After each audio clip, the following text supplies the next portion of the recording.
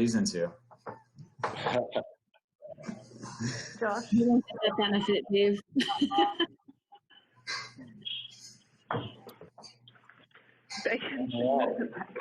Yeah, all right, so I think we'll get started. We got a bunch of people on. We have 13 people so far, and we're just going to get rolling. Does everyone want to good with that? Yep. On me. it's really distracting. Why? It's fine, you need it. It's too light. I do want to share this screen. No, it's too light. Okay, so I'm sharing my screen. Can you all see this? It's all black. Oh, there we go. Yeah. Slide now. All right, good. Okay, I'll kick off. We have these slides in the background. Do you see me in the upper, I guess, upper right-hand corner? Do you see us? Yeah. Okay, great. We'll just get started. Hi, everyone. My name is David Guilford. I'm the director of Raw Endurance Tri Camp. We've been hosting these virtual triathlon training camp speaker series every Monday and Wednesday evenings from 8 to 9 p.m. Eastern, where we just talk about various topics having to deal with triathlon, cycling, swimming, running. Tonight we're going to talk about transitions. Tonight we are going to be joined by Danielle Gogarty from the RAD fam. She's a multi-sport coach from Long Island, New York. We're also joined by Jake Duehring, the Director of Sports Marketing at Felt Bicycles. And we have a special guest, elite triathlete, Ashleigh Gentle from Australia. So she'll be here this evening speaking to us about her transitions and on her races and going through her setup. I think she will do a little quick run through with her bike and helmet setup for a transition, etc. So we're just going to jump right into it. Let me just take this screen down so I can see you guys. All right. All right. So we'll jump right in. We'll kick off with Danielle. Danielle, let's just talk to everyone about transitions, the short course versus the long course. There we go. The short course versus the long course, and maybe touch on, people that are coming to race the morning of and how they would set up their transition versus the long course where they're going to come and maybe drop off their bike the day before and go over special needs. So we could hit on the short course now, and then we're going to hop over to Ashleigh, and then we'll touch on the long course after Ashleigh and her Q&A. So Danielle, how do you have a conversation with your athletes regarding transitions and their setups and gear and checklists and all that fun stuff? Sure. Thanks, Dave. Thanks, everybody.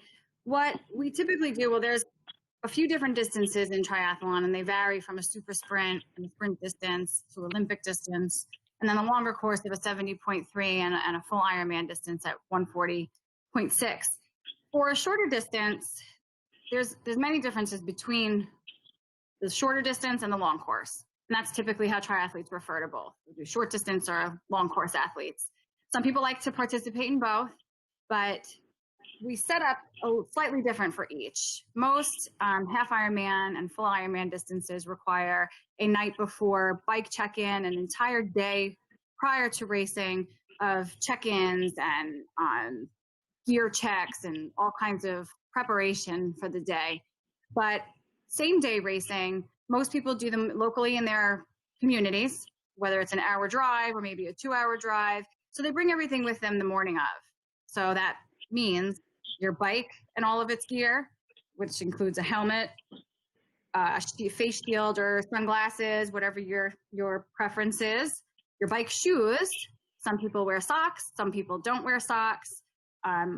I'm not a sock wearer for short distance for anything. I don't wear them on the bike and I don't wear them on the run.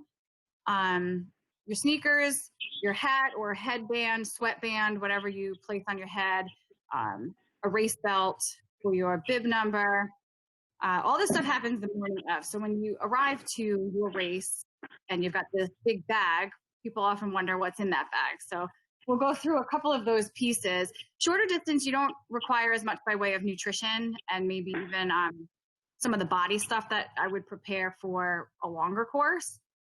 Short course, pretty basic. You're going to have a wetsuit if you're a wetsuit swimmer and it's wetsuit legal. You'll have the race swim cap that they give you at check-in. They'll give you your timing chip, which is to be worn around either of your ankles. Typically, it's usually on the left, so it doesn't interfere with your bike cranks. And then we have your race number and all. I actually am looking at my setup. I have it set up behind me next to my bike trainer. I put everything out. You don't require much nutrition, so probably your water bottles you'll put on your bike. But everybody sets it up a little bit differently. And you'll set up after you rack your bike. I typically teach people to put their bike stuff first because you're going to come out of your swim. You're going to put your swim stuff wherever you have room, whether it's underneath where your bike is. Dry your feet off a little bit. So I always have a little towel or a mat that you can wipe your feet on or dry your feet off a little bit. Some people want to put socks on, want to dry their feet. They can get their socks on easier. So your helmet, your glasses, and your bike shoes are all in front space typically, so that you can easily put them on. So some people flip their sunglasses so they can just flip them right on. Same thing with the helmet. Some people put their helmet face up, face down. That's a preference thing as well, whether you want to chance scratching it or not, or leaving it on your handlebars. For the run, the stuff is in the back. So you have to, you'll know the rules of the race, depending on each race has a little slightly different rules in terms of what equipment you have to be wearing before you exit transition, what you're allowed to be wearing when you come into transition. Those are all outlined usually in the guidelines that are provided. For the run, typically just a pair of sneakers, your race bib, and I put on a hat. I don't really run in glasses. I wear a hat, sneakers, and a race bib, so I don't have much with me either for a short course run. I leave my waters on the bike, and that's pretty much it. Goggles, swim cap, and a wetsuit. Short distance is pretty easy in terms of preparation compared to the long course. That's when you get into I keep a very small bag of different tricks, everything from mouthwash to Advil to sunscreen, baby wipes, and all kinds of things. The list can go on and on and on for a long course, and I guess we can touch on that a little bit later. But I think basically for short, a handful of items. You can always, you'll have a bike pump with you if you're not using the services that are provided. So you kind of share with, your neighbor on the transition rack. All kinds of things. Flip-flops that are throwaway, so you can wear them down to the water in case you have to walk through gravel or dirt or a long distance and you don't want to jack up your feet. Usually buy those in the dollar store and throw them away. So I think that's pretty much all the basic items for short course, right, David? Do you have any other things that you... That sounds great. I think you covered a lot right there. It's pretty minimal, because it is just a quick, you're not spending too much time on the bike. Yeah, you're hoping to be done in like an hour's time. So you don't need to gear up, for the half. Two quick questions. So getting out of your wetsuit, do you use a stripper? Do you like to how do you, maneuver getting out of that wetsuit? Do you use a lot of glide? Yeah, there's all those different stuff that you can buy. Body Glide, which is like a deodorant stick. Then there's the sprays that act as lubricant, skin lubricants. I throw a $1.99 bottle of canola oil, like Pam cooking spray, in my bag because it works just as well and it's cheap. And if I lose it, I'm not really upset about it. And it lasts a long time too. So yeah, for coming out of the swim, you learn as you go how to take off the goggles, all in the simultaneous motion of pulling down wetsuits. Short distance, you don't get a wetsuit stripper. Long course, they usually, Ironman races and others usually provide those for you so that you can have assistance in getting that off your body, off your lower body, after swimming a very long time. But yeah, some people you'll see struggling out there trying to get themselves out of their wetsuit. I teach just to sit down and get it off and just stand on each leg that you pull it off your real leg. Yeah. Stand on it once you pull it. Yeah. And sometimes you'll have a nice neighbor who will help you if you look like you're having a hard time. Yeah, but wetsuit strippers are for the long course usually. Okay. And then just one other quick question on gearing. You want to make sure that you're in a pretty easy gear hopping, on your bike. Yeah, that's a good question. And getting out of T1, right? You'll know your race course, right? So we can even use, David, you've done the New York City Tri, right? Sure, yeah. That's one that I would leave my bike in a different gear on the Duehring when you're starting out on a hill. But yeah, you would leave your bike set up as if you were just going to go right out the gate, because you want it set up so that it's a minimal resistance, but not too loose either. So right in the middle, we usually set up and ready to go. Short course stuff, like I said, you should know your course by reviewing a course map. That's always something I advise people to do. Not everybody does it, but when we go over what the course is going to look like, to familiarize yourself, you'll be able to adjust where those things should be too. Right. And so just as a quick reference, New York City, as soon as you come out of T1, you have a nice climb. It's all uphill. It's a right-hand turn. It's uphill. If you're not ready for it, you're going to fall over, Or drop a chain, or so you want to try and minimize any of that to start off your bike. Right. So, all right, great, Danielle, that was great, and that was a nice kind of segue into what Ashleigh is going to get into in more depth. So we'll have Jake introduce Ashleigh, and then Ashleigh can take it from there. Hi, everyone. Thanks for showing up today. I appreciate everyone joining. I'm going to introduce you to Ashleigh Gentle, who's a longtime felt athlete, incredibly dedicated and decorated athlete for felt. She's going to talk to you about transition, really show you how to achieve a proper transition and quick transition. So without further ado, Ashleigh, take it away. Hi, everyone. Thanks, Jake. Thanks, David and Danielle. Thanks, everyone, for having me. So yeah, I'm a short course athlete. Was at the Rio Olympics in 2016, and hopefully, well, I'm training to try and be there in Tokyo in 2021 now. So I actually do, I guess, 3 distances as ITU has kind of expanded. I started off just doing, Olympic distance when I started my professional career. But now there's actually a number of sprint races on the circuit, which are part of the World Triathlon Series circuit. And now the mixed relay event is actually in the Olympics for Tokyo. So that is about 300-meter swim, 7K bike, and then a 2K run. So I guess the importance of transitions for me personally has gotten greater as I guess the distances that I'm racing have gotten shorter. And with such an opportunity for another gold medal at an Olympics for triathlon in the mixed relay, it is, 20 minutes of racing. So I guess we're also non-drafting. So, we're draft legal racing. So we do have to make sure that our transitions are top notch because, if you're coming out of the water and you're on the cusp of being in that front group or in the second group, your T1 can make or break your race. If you're just off, say, the front group coming out of the water and, you nail your transitions and it's only 5 seconds faster, say, than a handful of ladies just in front of you, you can actually make that front group. But, if you're not on the ball and you don't actually have the smoothest transition, you can miss that group. And as everyone's drafting on the bike, there's only so much you can do if you're kind of in no man's land, riding by yourself against, a bunch of possibly, 10 women all rolling turns together.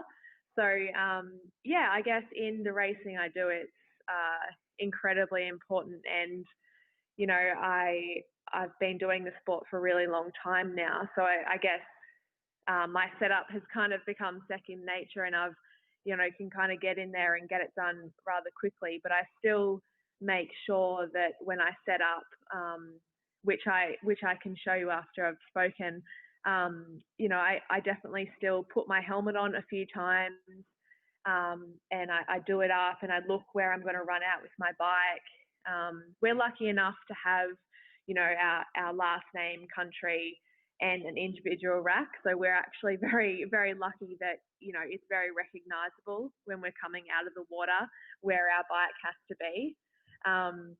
But I guess it's hard sometimes, you know, in big transitions. I do Noosa Triathlon every year, and we do have our own little spot, but it's still rather overwhelming because there's thousands and thousands of racks. So I guess one big thing for me is if I get put in that situation, I'm in with the masses, I definitely try and look for something which is obvious. It might be the second fluoro advertising of a certain brand, and then once I'm coming out of the water, I'll be like, I'll count them and I'm like, okay, well, I know my bike rack's underneath that.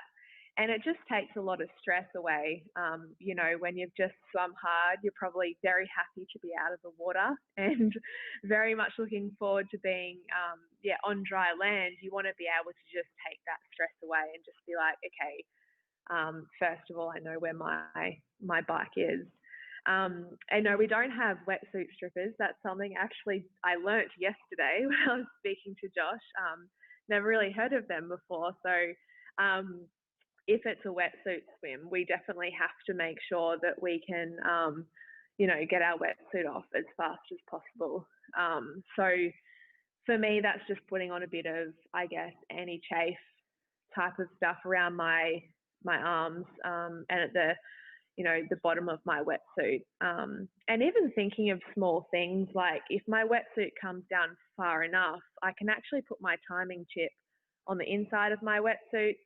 And if you wear a watch, say, you would put it, well, I don't know, I personally wouldn't wear a watch, but you can kind of think of those things which can make it easy to undo. And wetsuits are pretty resilient, I've learned, because I can kind of pretty vigorously lift one of my legs up and kind of stomp on it and get out of it very quickly. And I guess if you can practice each time that you wear a wetsuit, it definitely becomes something which you can become quite good at. So you can kind of have that independence and just be able to get it off as quickly as possible.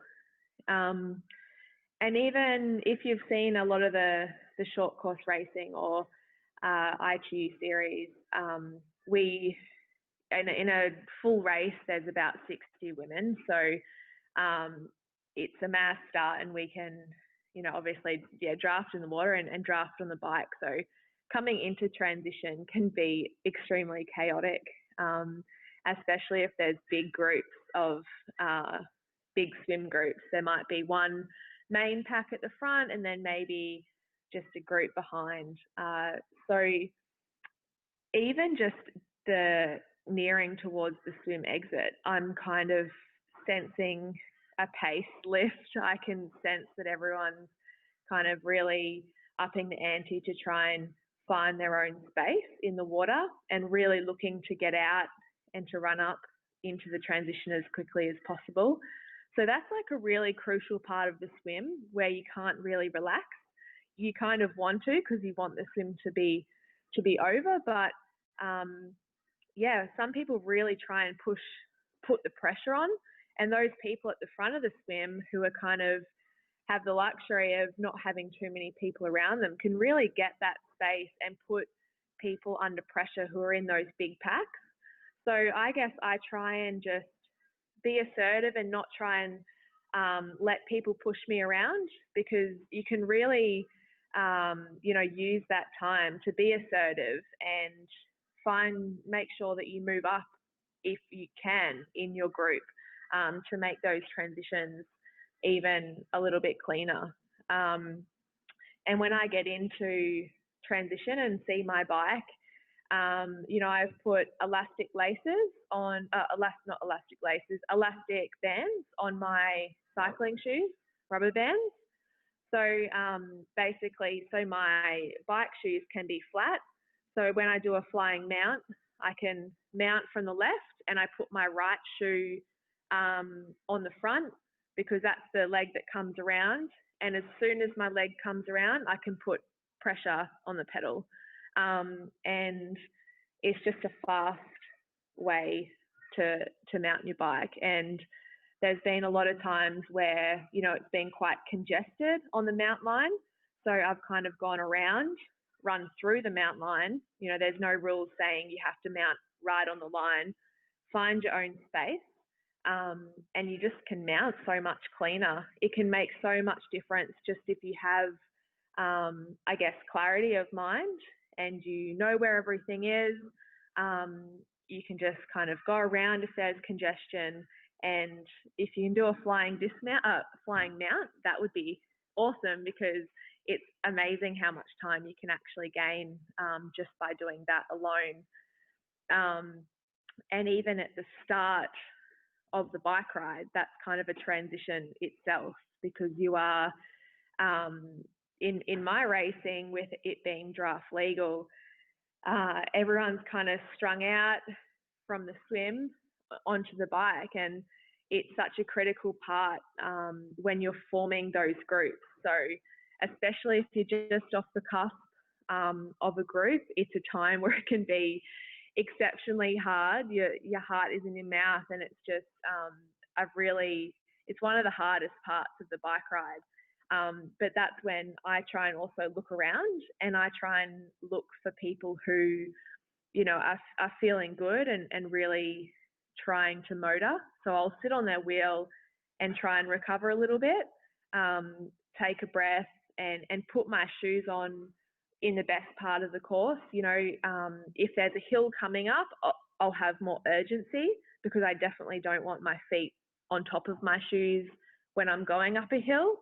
But if I know there's maybe a little bit of a slight downhill coming up, I'll use that time to put my shoes in, because I can know I'll have a little bit more momentum on the downhill to put my shoes in. So just like Danielle said, knowing the course is imperative, because you can choose those spots to actually put your shoes in and maximize the momentum that you can gain just from the course alone. And, you know, use people around you. Obviously, if you can't draft, you can't have the luxury of sitting on someone's wheel like I can and try and recover. But even in the 70.3 that I did, I've only done one. It was a big difference, because I actually used that time to calm and put my shoes on at my own pace, and actually the effort was a lot less than usual in my ITU races. I actually used it as a time where I slowly got into my own rhythm, and I think that helped me pace the bike a lot more. So there was just such a contrast in, you know, I know that the first 5 minutes of the bike in ITU racing could possibly be the hardest part of the bike. But in my non-drafting races, or the 70.3 I did, yeah, it was quite a contrast. You can actually use the time to really create your own space and get into that rhythm as you need to. So yeah, I have a few little tricks like that, even just with the bike shoes and the rubber bands. I actually have really struggled to find a pair of triathlon shoes which really work for me. So I can show you, I've kind of sewed on some Velcro on the tongue so I can fold it over myself, and then I've stitched a loop on the back of my shoe so I can put the rubber band through it, because my shoes are just normal bike shoes. So I really want to be able to get into the shoes as easy as I can and as quickly as I can, but I'm not compromising comfort and power. I feel like they're a really good fitting shoe. So I think a few small things you can kind of, you know, if you're not willing to compromise a nice road shoe that you like, that you think you can, you know, pedal with more power with, you know, you can get creative. I've done my own sewing job on that, and it wasn't too difficult. So you can make little compromises and also make little alterations on your gear to make it, a little bit faster and a little bit easier to get in. And even with like my sunglasses, I put them on the top of my helmet. So when I put my helmet on, it's just one motion rather than glasses on and then helmet. And it might seem really crazy, but you know, that extra second or Sure. so that you do the two movements, someone else could have just put the helmet on and be running away. And you're like, no, I want that wheel, because, you know, if you can be in that front group in an ITU race and make up time on the second group, or be in the second group and work together to catch a first group, you know, it obviously makes a massive amount of difference when you're kind of coming in and only have 5 or 10K to run, and in a mixed relay, you've only got 2K to run. So obviously in a mixed relay or even a sprint distance triathlon, those seconds are really crucial, because you can only catch up a certain amount. You know, if a front group has 30 or 45 seconds on you for a sprint race, you know, with the standard of athletes, that's a really massive gap for a 5K. The difference of you running 30 seconds or 45 seconds quicker over 5K is very hard to do and hard to train for. But if you can kind of work on your transitions and get them a little bit faster, it can help you inch a little bit closer to those bike groups that you want to be in. So yeah, that's kind of T1 once you've done that. And knowing your course obviously is very important for also coming into transition too, because you know, even in the race I thankfully got to do at the start of the year in Mooloolaba in Australia, I did a massive amount of work on the bike, and I had a horrible T2 because I didn't judge the course well enough, and I had sat at the front and I was in a headwind, and it was the last lap, and I hadn't thought enough about the fact that everyone that hadn't done so much work on the bike kind of swamped me and came around me to get into T2 first. And I definitely would have done that differently, because I would have made sure I was a bit more strategic and sat in on the bike a little bit before T2, because there was an uphill and a downhill and a technical section, and kind of wherever you were by the time the downhill came along is kind of where you had to sit coming into T2, because of the technical section. You couldn't overtake anyone. So yeah, unfortunately I wasn't in a great place into that technical section, but I couldn't do anything about it and couldn't pass anyone. So your positioning on the bike coming into T2, especially in a group, I think there was about 20 or 30 of us, you know, the difference between the first woman and the last woman could be like 15 seconds in that big bike group by the time you roll into transition.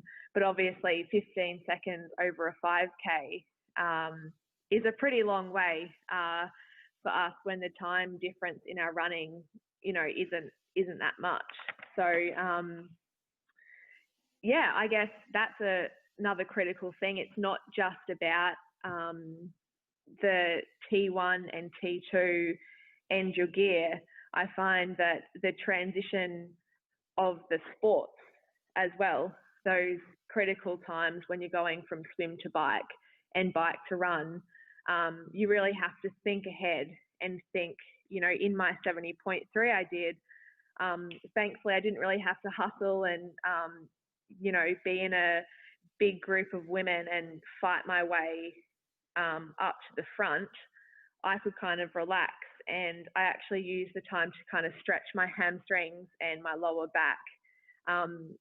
I wasn't used to, I'd never time trialed 90K before, so I was definitely feeling it in my body. So yeah, that was a massive contrast. I could actually relax more and yeah, think about the run.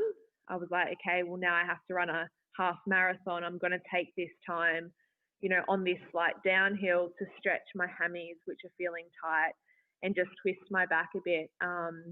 So yeah, it was a very big contrast to what I was used to, but that definitely helped as well, because I kind of thought ahead and was like, okay, well, the run's coming up. I should probably think about that now and get a bit more comfortable. So yeah, it is pretty imperative for us about transitions, and I think that a lot of people can make small improvements on their transitions, because everyone knows how hard it is to, say, improve 30 seconds in the water, or 30, trying to train so hard in the swim, bike, run.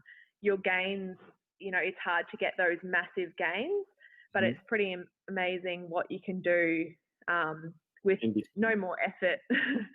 So yeah, if you want, I can get Josh to help me, and I can, like I said, we've made an exception with the bike in the house for our transition setup today. So I can show you the bike. That would be great. Like. Yeah. Sure, yeah, that would be great.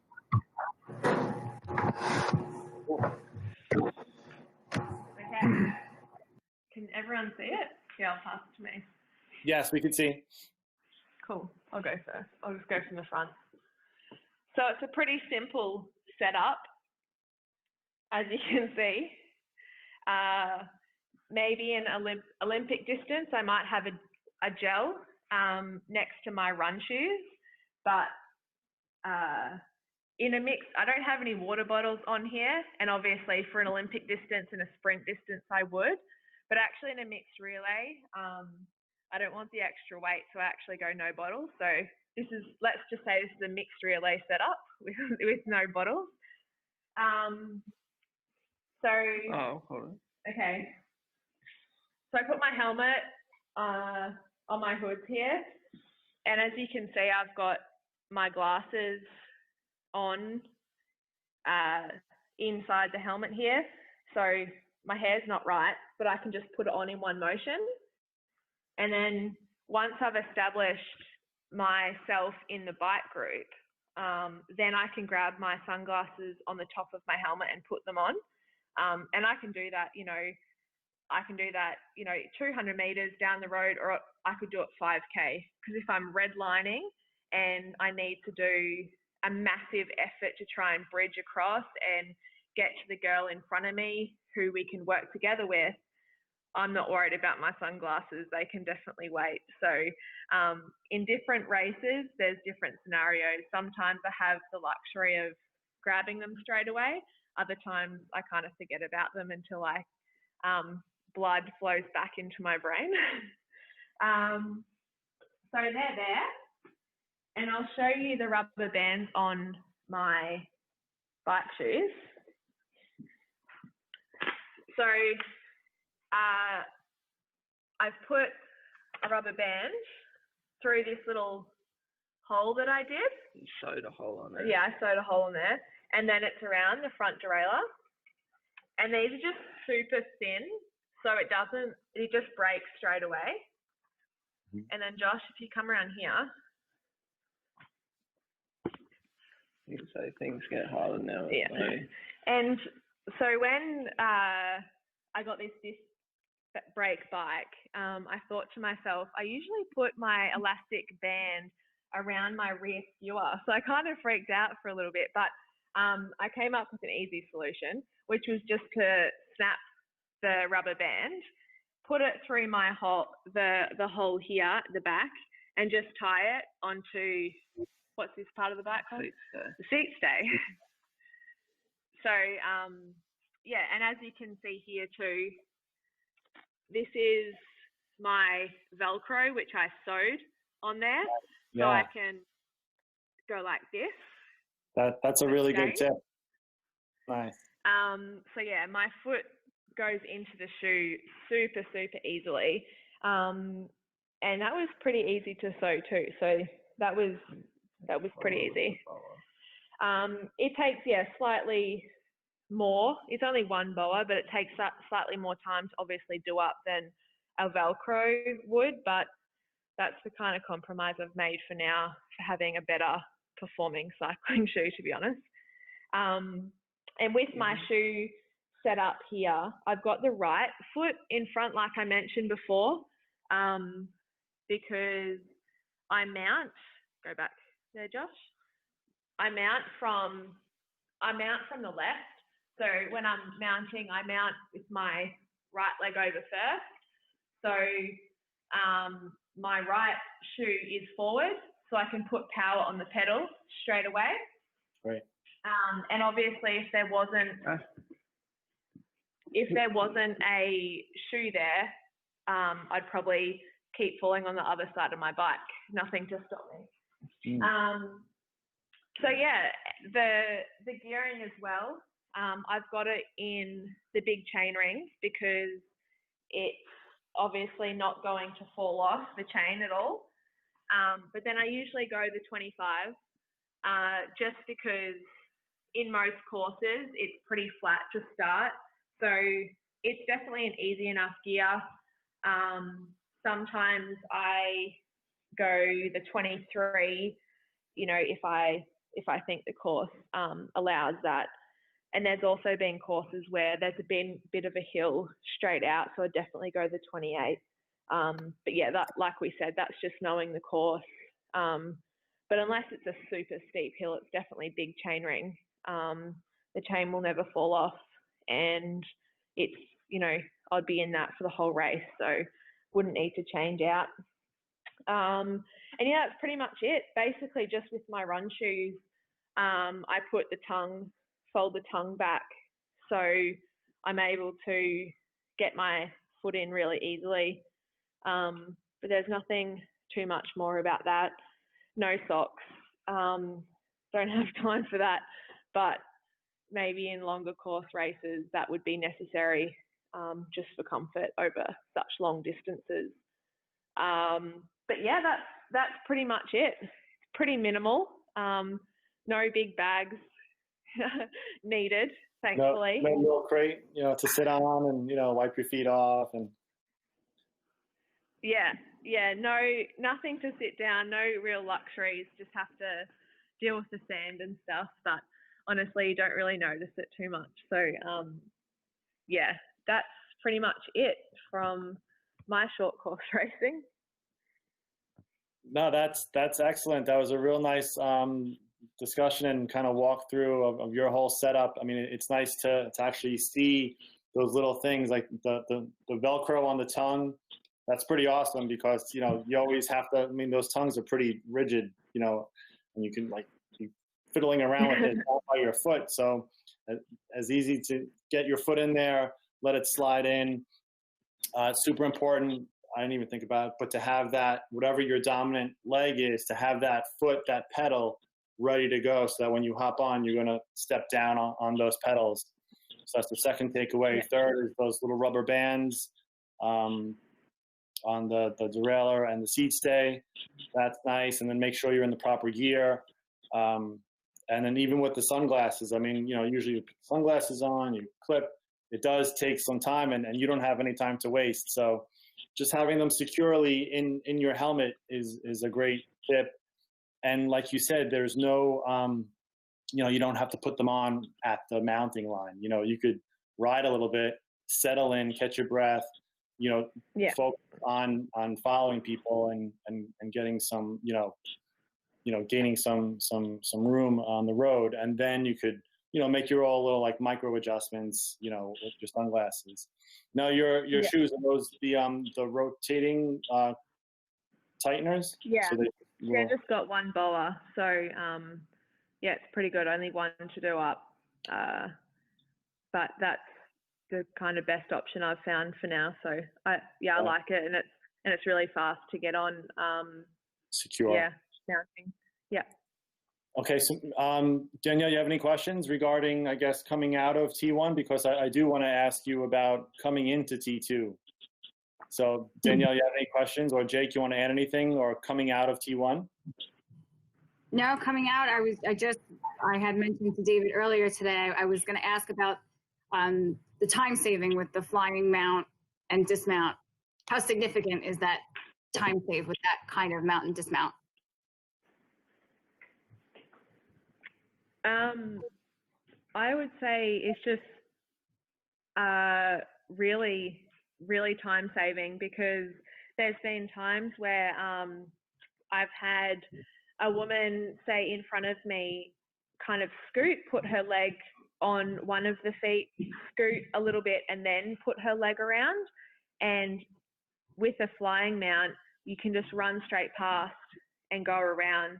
And it's honestly really safe, because especially if you have the right foot forward on your bike setup, you know, my right leg goes over my saddle, and if my right shoe is set up in front, it lands on it straight away.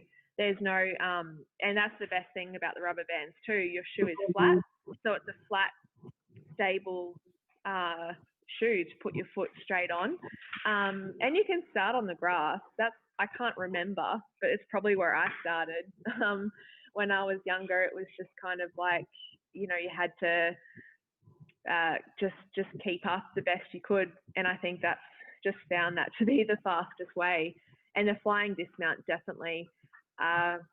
Something you can actually YouTube, if you want to Google it, go Peter Robertson ITU Hall of Fame 2015. And Peter Robertson was an Australian triathlete.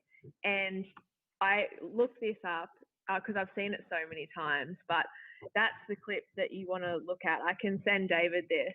34 seconds. Yeah, we can 34 share it with seconds everybody. in, he does the fastest flying dismount I've ever seen in my life. Like, he is running 3 minutes per K off the bike. Like, it is incredible. So if you want to see a really fast one, definitely YouTube that. I will. Yeah. Thank you. That rubber band, that trick. You know how many times we try to get on the bike and our shoes are spinning around on the Hitting the ground.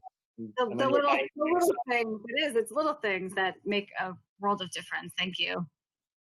So maybe one thing we should definitely point out here is do not try the flying dismount on race day. Right?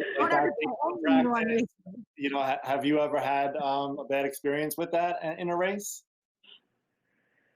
Me? Yes. Yeah. Thankfully not. I did have a competitor come down near me. She actually, her toe got stuck in her front wheel. It was pretty nasty, actually. Yeah, so she kind of came down and it wasn't great, but thankfully I don't think I have. But yeah, it can get a bit slippery out there on rainy races. All right, good. So yeah, so definitely folks at home, everyone listening, just practice that. You know, run through your setup at home. Don't wait till race morning to set up your transition. Like, transitioning should be part of your training, just the way every other aspect is. This should be something that you should dedicate some time to. You know, look and see what your setup is like, and you know, see what you need. I'm a pretty minimalist person, so I would probably have like the bare minimum, you know, gear that I would need. Have it set up, see how you like it, and like Danielle said earlier, you know, have your bike stuff in one little section, like, you know, your shoes. If you're not having your shoes on your pedals, you know, have like your bike stuff in one section, then have your run stuff. So it's segregated, because when you come out of the swim, your mind is racing, and it's, you know, you want to be focused. And if you see two separate piles, that might, you know, help calm down and stay organized.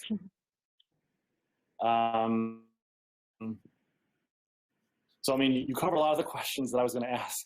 I guess one in particular that we could maybe touch on is that I usually, or sometimes, you know, or I was, you know, told in discussion, kind of pick your line when you're walking out into the water, when you swim, so you know what's out there.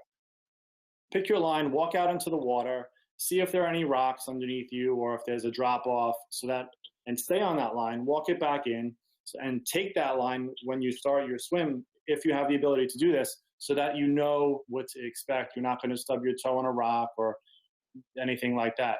So I guess my question to you is, A, do you do something like that? Because you folks really, you know, jump out there and really like run hard. into the water? And then do you also do that on the bike? Do you kind of, pick your line and say, I want to, be on this side when I come out? Do you always tend to be on the right side of the mounting area or the left side? Maybe you could touch on that briefly. Yeah, so we usually have course familiarizations each race, each World Series race, usually the day or two before. So, but even say on the morning of the race, we get to swim warm up a little bit. So we generally only have pontoon starts. There's maybe one race in Australia a year. We have a luxury of a beach start, which I love. Running in the pool, of course. The water. But yes, I would definitely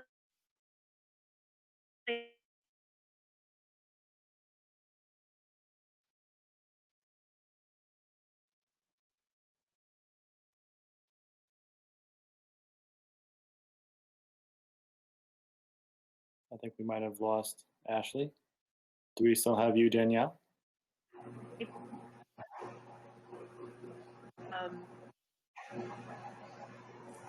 Jake, do we have you? I'm here. Okay. Yeah, you have me. It looks like she's frozen. Okay. I'll message. That's okay. Yeah, so maybe they'll just reconnect. Australia, it's far away. That was really great. She did a wonderful job. I mean, she hit on so many points. We could just keep the discussion going. Let me see if there are any questions online. Let me just message. Can you hear me? Oh, there you go. We lost you for a second. You're back. Sorry, I don't know what happened. That's okay. Well, you're in Australia. It's kind of far away. Yeah, it's have to go real down under. So I don't know what you heard of that, but in the swim course familiarization or in the morning of the race, I would definitely swim at the swim start and sight the first buoy. But what I think is also really important is that if you have the chance to swim out to the last buoy you have to go around before the swim exit, I think that's super important.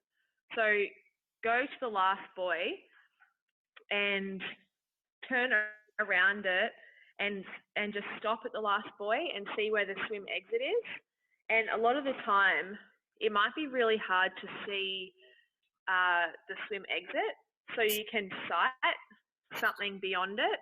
There might be a big building or a really big tree, and you can, in the big group of the swim group, you can actually not be putting your head up too much looking for the swim exit. You can look at something bigger, which the swim exit is just underneath. So I think that's a really great tip as well, to actually focus on that, so you know exactly where you're going in those last stages of the swim. Mm-hmm. And same with the bike, the course familiarization is super important. Our courses are getting more technical, it seems, each year, and the Tokyo Olympics are also very technical. So knowing the course and the corners that you have to go around is really important. And just, like you said, David, the last part of the bike, knowing where you want to be is obviously important, because our transition gets split into the left and the right side. Yeah. So if I know that my rack is just based on numbers, so it changes every race. But if I know that I'm, on the left side of the transition, I'll definitely be making sure that I'm migrating towards the left side of the bike group, coming into T2, so I can have obviously a clean dismount and run, in a straight line, rather than being on the right-hand side and then having to weave through bikes and women all,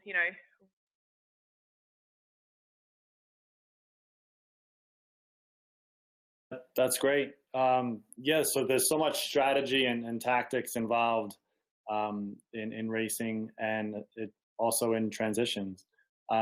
So we have two questions here. Can you still hear me? Okay, guys. Okay. So we have a question from Ken. This is more for long course races. You set up any head units or watches for the run? When do you start them? Where do you store the run watch if you don't use it for the swim and the bike?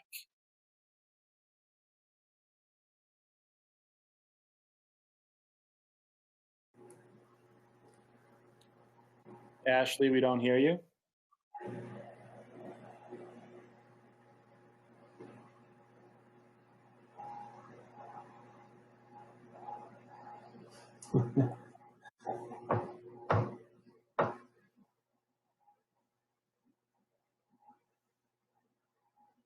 We still don't hear you. We heard you.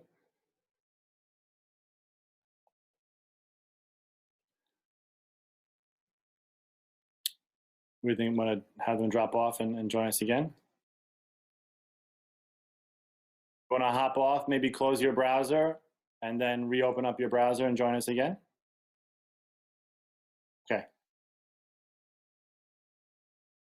So Danielle, you want to maybe field that question for another minute? So, I mean, you wear your watch for all three sports. So I guess maybe where would you keep your watch if you didn't wear it on the swim? Well, I don't always wear my watch on the swim, believe it or not. Oh, okay. For what Ashleigh said earlier, for that wetsuit removal issue, because it doesn't, a tight wetsuit doesn't, if you're wearing sleeves, doesn't fit usually very well. But yeah. I would keep it probably in your running sneakers, tuck it in there so you could easily retrieve it. I've had it on my bike handlebars before. And then I've done it while I was riding, put it on the wrist. If I didn't wear it in the swim, sometimes you forget. I've forgotten a watch before. So I would, you could put it on your handlebars if you're not wearing it in the swim and leave it on your bike that way. So you're not wasting time putting it on your wrist in transition. And if you're not wearing it on the bike and you're putting your watch on only for the run, I would keep it in my running shoe. Okay, that's good. Ashleigh, we could hear you. You can hear me now? Yeah, we can hear you now. It's honestly a really long way down to Australia, so I do apologise. I don't know what's going on. So what I did in Jarman in my 70.3, and this was a handy tip from Josh, is that I put my watch in my run bag, and he did this, so it's really big. He put it on the last rung, so I could slip my hand in, and when I was running, because it was already there and on, all I had to do was that and then keep running, so it was tighter. So I guess, it's probably not super necessarily in like a time-saving trick, but if it's, all the way open and running and threading something through a hole while you're running. So that was just a little trick that Josh showed me, which was, super, super helpful. If I can just jump in. Yeah, sure. Whenever I do that, you kind of have to compromise with your watch and locate the GPS signal as you're running out of transition, because I don't actually think there's any way to keep it on for, if you're doing an Ironman for 6 hours or so, or from the day before. Sometimes you're racking your bags from the day before, so you can't have it located and on ready to go. So you just need to accept that it's not going to be a perfectly timed half marathon or full marathon. Sometimes it might only pick up the GPS signal like 1 or 2 miles into the run, or maybe even later.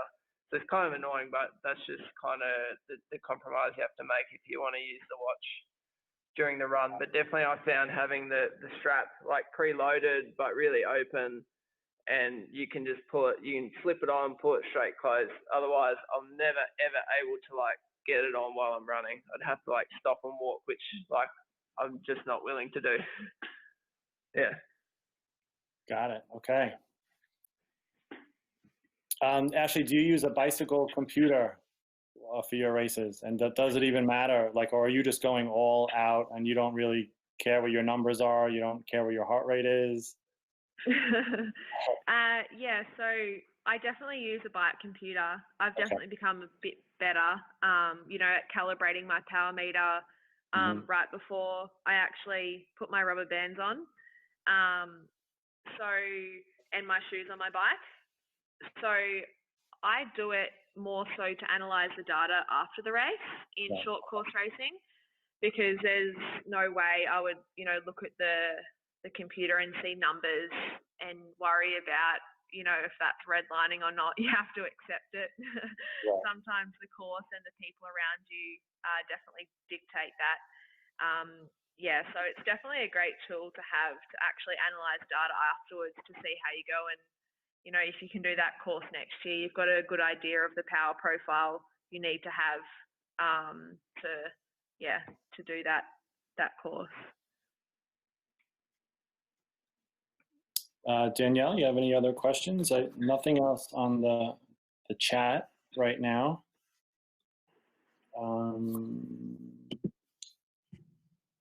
No, I think you covered a lot of stuff that I was happy to hear, even just when you come into transition to find out, like you said, where your bike out is, where your run out is, where the bike in is, to know where you're going. Someone had asked me earlier today to make sure we talked about how to find your bike, and it was like you read my mind.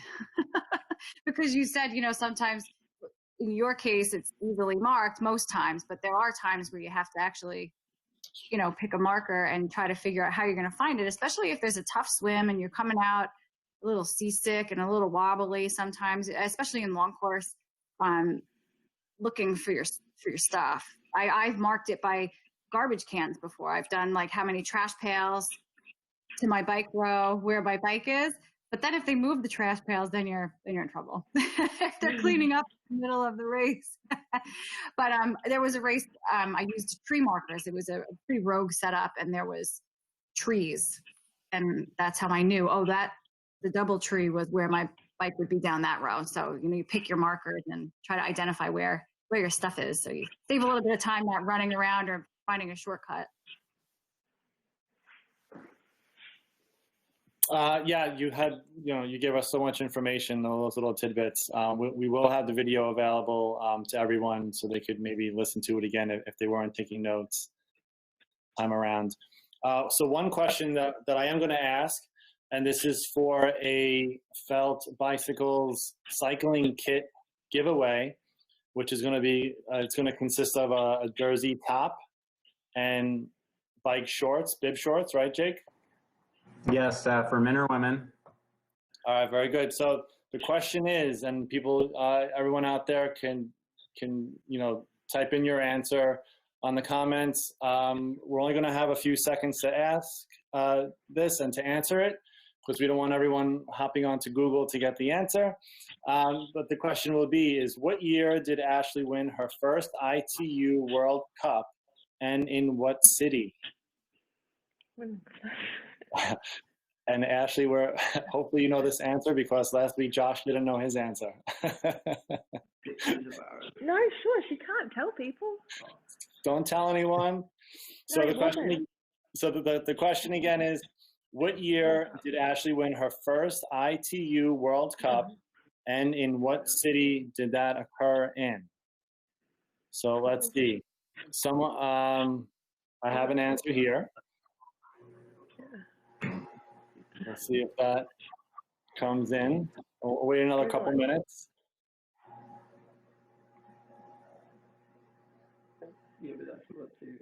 Ashleigh, do you know the World answer? Cup or World Series? Oh, well, World Cup. World Cup, yeah. So what's the difference between the World Cup? Maybe like in the interim, you could, what's the World Cup versus World Series? Maybe you could quickly. So back before 2009, there was multiple World Cups, and that was the highest. Okay, Josh.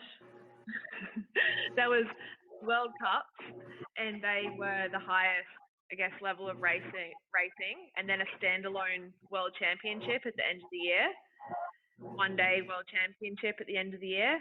In 2009, it moved to World Triathlon Series, so they weren't called World Cups anymore. They were called World Triathlon Series races, and you collect points throughout the year. And then there is a grand final at the end of the year, which is 1.5 points. So it's still like more prestigious, but it wasn't a standalone world championship. Like if you hadn't raced all throughout the year and you won the grand final, you wouldn't be world champion. You had to gather those points throughout the year in those World Triathlon Series races. And there's still World Cups now, but they're like the level below World Triathlon Series races. If that makes sense. No, it totally makes sense, and we'll dive right back into that. So we have a couple answers here. I'm going to go in order that they did come up. Someone from the bottom up, someone said 2010 Budapest. Then someone said Rio in 2016, and then someone said 2011 in Edmonton. Wow. Yeah. That's pretty. Yeah. No, it was. That's it. Yeah, but you won world champs in 2010. Yeah, so I won junior world championships in 2010 in Budapest. Okay. But that's not a World Cup. That was World Championship. So 2011 in Edmonton was correct. Okay. Yeah. Yeah. Great. No, that's good. We have our winner out there. We could connect him with Jake. Yeah, David, just give me the address and we'll get that address and sizes, and we'll get that kicked out. Yeah, no, that's awesome. Thank you, Jake, and thank you, Felt Bicycles, for that. So I guess one final wrap up is, I guess, just quickly touching back on like the ranking system.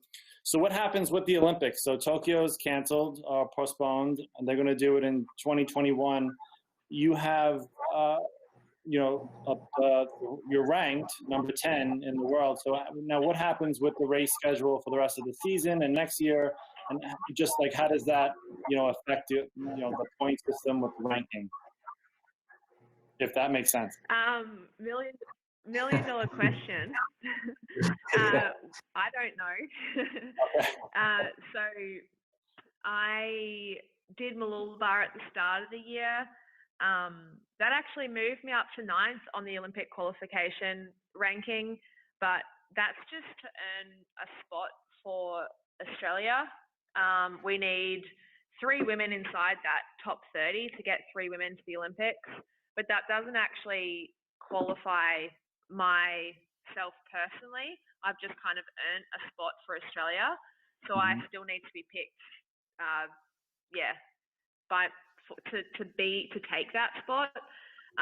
But unfortunately, in Tokyo test event in 2019, they were worried about the heat, and they shortened our run to 5K from 10K. So then the test event didn't count for Australia because it wasn't a full distance Olympic distance. They still kept the swim and the bike the same, but they cut the run. So no one could qualify automatically anyway. And obviously because of coronavirus this year and the events being cancelled, they're still trying to establish when they can race us to try and, I guess, pick a team. But thankfully, I guess they kind of look the last 4 years since Rio and also people's form at the moment and what they think they can do on a one-day race. I feel as though I'm in a good spot, but you can't guarantee anything. Like they can choose who they want. So I think it'll be 3 or 2 discretionary spots. So just got to try and keep healthy really, and just race when I can. And then, we'll see what they want to do with selection and when we can actually get out there and race. Got it. Okay. So do you have anything on your horizon race-wise? Anything that you're eyeballing, or it just all depends on what races open up and the time frame? Yeah, so it looks like Sunshine Coast 70.3 will be on. So obviously that's not my regular distance, but I would look to do that if it can go ahead, which looks really positive, like it will. I do Noosa Triathlon each year.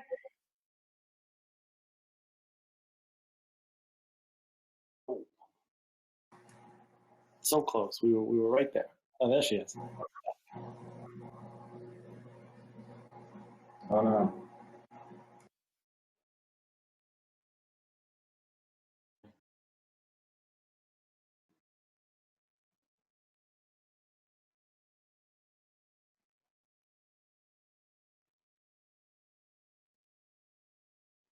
Yeah, we'll try one more time, and we're going to wrap right after this. So we'll just do a proper departure for her, and then we'll wrap with that. And Danielle, you and I could just touch briefly. It is pretty late. We could touch briefly on the long course and maybe save that for another discussion with the special needs. What do you think? I do think that is a whole It's a whole discussion. other, yeah. Okay, all right, yes. I'm looking at all my stuff and I'm going, well, that's a big one. You don't realize how much stuff you need to cover. I know. I'm always concerned it's like not enough. Oh my gosh. But we have plenty of information, good conversation tonight. So, okay, Ashleigh, you were saying, and then we'll wrap up right after this. Can you hear me now? Yes, we can. Yes. Yeah, so yeah, hopefully Sunny Coast 70.3, hopefully Noosa at the start of November, and also Triathlon Australia. They're allowed to sanction races in Australia now again. They've been given approval, but obviously they have to have a strong COVID safe plan. So right. Triathlon Australia are looking to try and do some in-house, potentially trans-Tasman races with New Zealand in that September period too. So yeah, finally seeing some light at the end of the tunnel, and we'll probably stay in Australia. It's definitely a really safe place to be at the moment.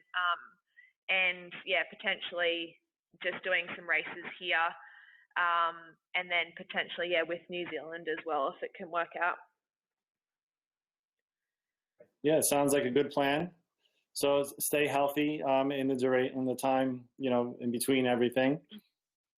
So we just wanted to say thank you so much for this, pretty enlightening and in-depth conversation and the little demo there. And thank you, Josh, for doing some camera work and for giving us a couple tips. It's been a pleasure to have both of you join us last week and tonight. We really appreciate that. I think our viewers really appreciate that. The video will be available to people. We just have to do some editing. And we'll give some clips to all the participants. But, we really do appreciate having you both on us. And, maybe we could do something again like this in the future. We could pick another topic and have another discussion, in the future sometime. Anything in closing? You could tell us about 70.3 after this year. Yeah. Shift to the long course. Anything you want to add? No, that was great. Thanks, Ash, for the time. Thanks, Josh, for the time. Thanks, everybody, for tuning in.